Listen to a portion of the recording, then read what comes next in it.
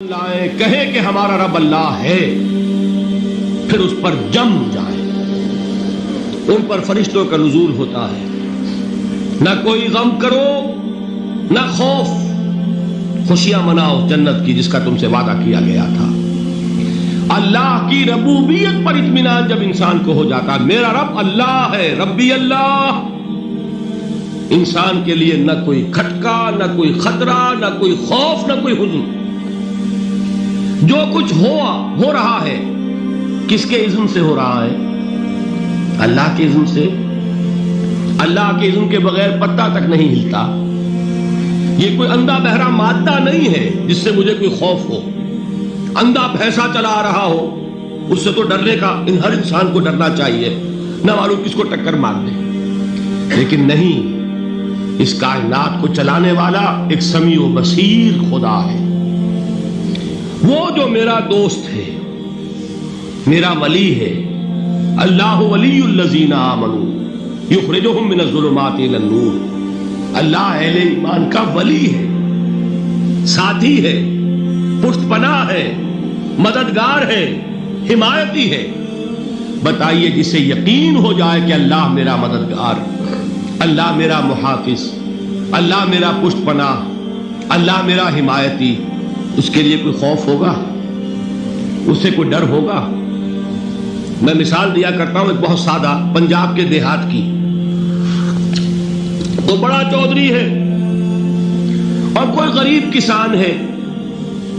اس غریب کسان کے جانوروں کو ہر وقت اندیشہ ہوگا چوری کا، کوئی میری بھینس کھول کر نہ لے جائے، کوئی میرا بیل کھول کر نہ لے جائے۔ لیکن جس کے بارے میں یہ سب کو معلوم ہو کہ وہ جو بڑا چودھری ہے وہ اس کا دوست ہے، اس کی بچیا کو کوئی خوف ہوگا؟ اس کی بھینس پر کوئی ہاتھ ڈالے گا؟ اسے کوئی اندیشہ ہوگا؟ نہیں۔ کیوں؟ کہ وہ بڑا چودھری، بڑا اس کا یہاں کا سردار، جاگیردار، سب کو معلوم ہے وہ میرا دوست ہے، کوئی میرے خلاف اقدام نہیں کر سکتا۔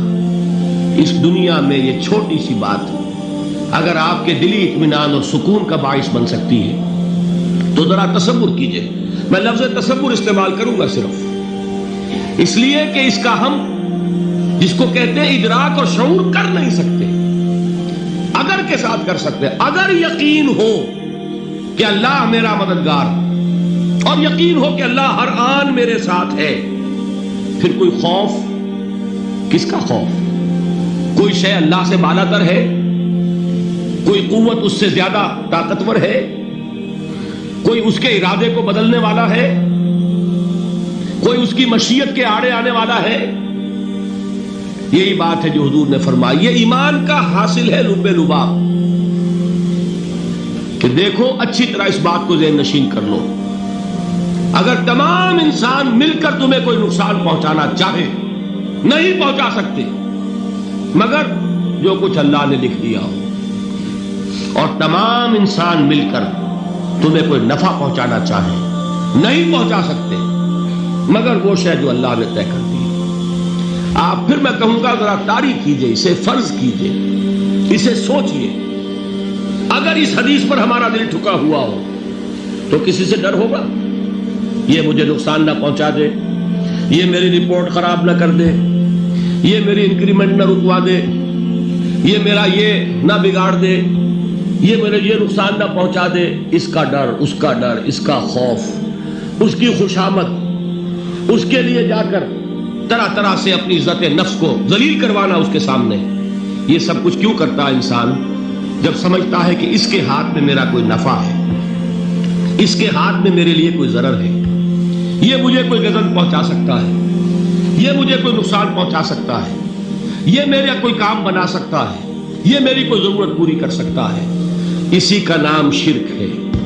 جہاں آپ نے یہ سمجھا کہ غیر اللہ کے اندر کوئی طاقت موجود ہے، وہی شرک ہے۔ بتوں سے تجھ کو امیدیں، خدا سے نومیدی، مجھے بتا تو صحیح اور کافری کیا ہے؟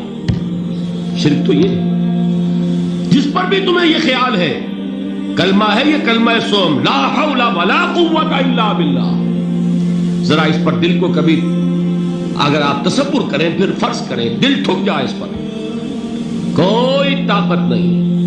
یہی بات تھی جو شیخ عبد القادر جیلانی رحمۃ اللہ علیہ نے اپنی وصیت میں اپنے بچے سے کہی. 11ویں دینے والے ہیں، لیکن حضرت شیخ عبد القادر جیلانی کی وصیت اور تعلیمات کو کتنے لوگ ہیں کہ جانتے ہو؟ یہ جن مقامات تک پہنچے ہیں وہ کس چیز کی بدولت پہنچے؟ انہوں نے جو پیغام دیا وہ کیا تھا؟ اے میرے بچے، جس طریقے سے قرآن مجید میں حضرت لقمان کی نصیحتیں جو ہے نقل کر دی گئی ہیں، میں یہ عرض کروں گا بالفرض اگر قرآن حضرت عبد القادر جیلانی کے بعد نازل ہوا ہوتا تو شیخ عبد القادر کی یہ نصیحتیں بھی قرآن میں درج ہوتی. اتنی اونچی نصیحتیں ہیں. اے میرے بچے، اس حقیقت کو ذہن نشین کر لے، لا فاعل فی الحقیقت ولا مؤثر الا اللہ. اس کائنات میں نہ کوئی فاعل حقیقی ہے نہ مؤثر حقیقی ہے سوائے اللہ. کسی شے میں کوئی تاثیر نہیں اگر اللہ نہ چاہے. آگ جلا نہیں سکتی اگر اللہ نہ چاہے. پانی ڈبو نہیں سکتا اگر اللہ نہ چاہے. زہر ہلاک نہیں کر سکتا اگر اللہ نہ چاہے. کوئی چیز فائدہ نہیں پہنچا سکتی اگر اللہ نہ چاہے. تو در در پہ کیوں سر جھکاتے ہو؟ در در پر کیوں جبیں سائی کرتے ہو؟ سب کے سامنے کیوں ہاتھ پھیلاتے ہو؟ ایک اللہ سے مانگو. ایک اللہ کے سامنے زمین پر اپنی جبین رکھو. لا فاعل فی الحقیقت ولا مؤثر الا اللہ. نظر آتا ہے ہمیں کہ پانی پیاس بجھا دیتا ہے. پیاس بجھانے کی صلاحیت پانی میں نہیں ہے، اللہ کے اذن سے. کھانا بھوک مٹا دیتا ہے، بھوک مٹانے کی صلاحیت کھانے میں نہیں ہے، اذن رب میں. دیکھیے یہی یقین تھا. حضرت موسیٰ علیہ السلام کا واقعہ یاد کیجئے. سامنے سمندر آ گیا ہے، قوم دیکھتی ہے پیچھے کہ گرد و غبار کا طوفان ہے. معلوم ہوا کہ فرعون اپنے لشکر سمیت آ گیا ہے. لشکر جب چلتا تھا تیز رفتاری کے ساتھ تو گرد و غبار کا جو طوفان اٹھتا تھا اس کا تصور کیجیے. اور لمحہ بلمحہ وہ قریب آ رہا ہے. پوری قوم نے کیا کہا؟ اے موسیٰ انا لمدرکون، اے موسیٰ ہم کو پکڑے گئے. قرآن مجید میں تو یہاں وہ باتیں نہیں لکھی ہے، لیکن تورات میں یہ درج ہے کہ بنی اسرائیل جھگڑنے لگے، دست و گریبان ہو گئے موسیٰ کے ساتھ. موسیٰ نے یہاں مروایا لا کر، اس سے تو ہم ہی بہتر تھے. وہاں کھانے کو ملتا تھا، زندگی تو تھی، بیگار ہم کر رہے تھے، موت تو نہیں تھی. اب جو کچھ ہوگا اس کا تصور کرو، جس طریقے سے ہمارے ٹکڑے اڑائے جائیں گے. تو لڑ رہے ہیں حضرت موسیٰ علیہ السلام سے. یہ تورات کی تفصیل ہے. قرآن میں صرف اتنا آیا ہے، پریشان ہو کر انہوں نے کہا انا لمدرکون، موسیٰ ہم تو پکڑے گئے. اس وقت موسیٰ کا جواب کیا ہے؟ کلا ان معی ربی سیہدین. نہیں، میرے ساتھ میرا رب ہے، وہ راستہ دے گا. بتائیے کہاں راستہ نظر آ رہا ہے؟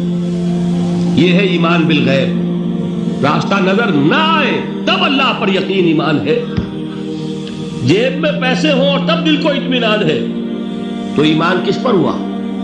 پیسے پر، اللہ پر نہیں. جب وسائل و ذرائع نہ ہو اور پھر یقین ہو کہ اللہ مسبب الاسباب ہے، وہ اسباب کا پابند نہیں ہے، وہ اسباب کا محتاج نہیں ہے، اسباب اس کے محتاج ہیں. اگر یہ یقین ہے تو اللہ پر ایمان ہے. یہ نہیں ہے تو تمہارا ایمان اسباب پر ہے، وسائل پر ہے، ذرائع پر ہے، مادیات پر ہے، اللہ پر نہیں. اس وقت کہاں راستہ تھا؟ کوئی راستہ تھا؟